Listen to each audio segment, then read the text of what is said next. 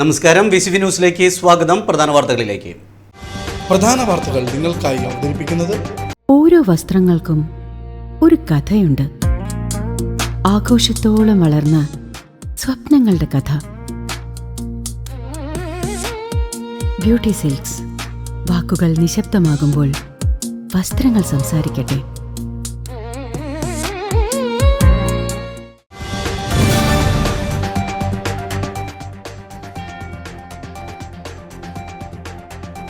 വടക്കാഞ്ചേരിയുടെ വികസനം 5 വർഷമായി മുരടിച്ചിരിക്കുകയാണെന്നാരോപിച്ച് NDAയുടെ നേതൃത്വത്തിൽ വീട്ടമ്മമാരുടെ പ്രതിഷേധ സമരത്തിൽ MLA സേവ്യർ ചിറ്റിലപ്പള്ളിക്കെതിരെയുള്ള കുറ്റപത്രം അവതരിപ്പിച്ചു.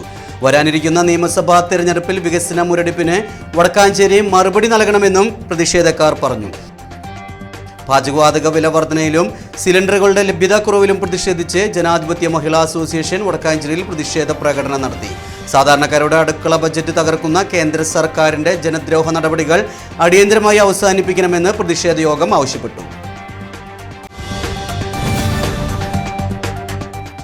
എരുമപ്പെട്ടി വെള്ളറക്കാട് തെരുവുനായയുടെ ആക്രമണത്തിൽ കൊല്ലപ്പെട്ട കാർത്യായനിയുടെ മൃതദേഹം സംസ്കരിച്ചു.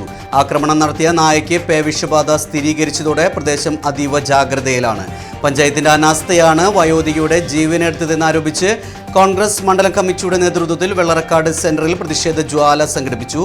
തെരുവുനായ ശല്യം പരിഹരിക്കാൻ അടിയന്തര നടപടി വേണമെന്ന് നേതാക്കൾ ആവശ്യപ്പെട്ടു.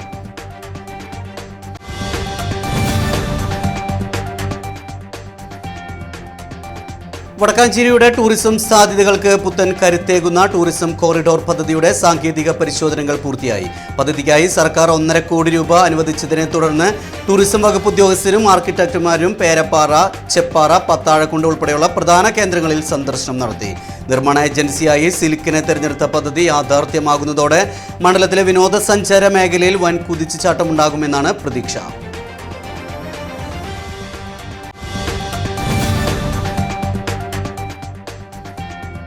റമദാൻ പുണ്യമാസം വിട പറയാനൊരുങ്ങവേ മുള്ളൂർക്കര ടൗൺ പള്ളിയിൽ നടന്ന ജുമാ നമസ്കാരത്തിൽ 100 കണക്കിന് വിശ്വാസികൾ പങ്കുചേർന്നു.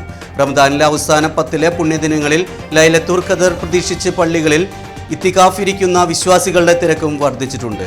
ഖത്തീബ് അഷ്റഫ് ദാരിമി താഴക്കോട് നേതൃത്വം നൽകിയ ചടങ്ങിൽ ലോകസമാധാനത്തിനായും യുദ്ധങ്ങൾ അവസാനിപ്പിക്കുന്നതിനായും പ്രത്യേക പ്രാർത്ഥനകൾ നടത്തി.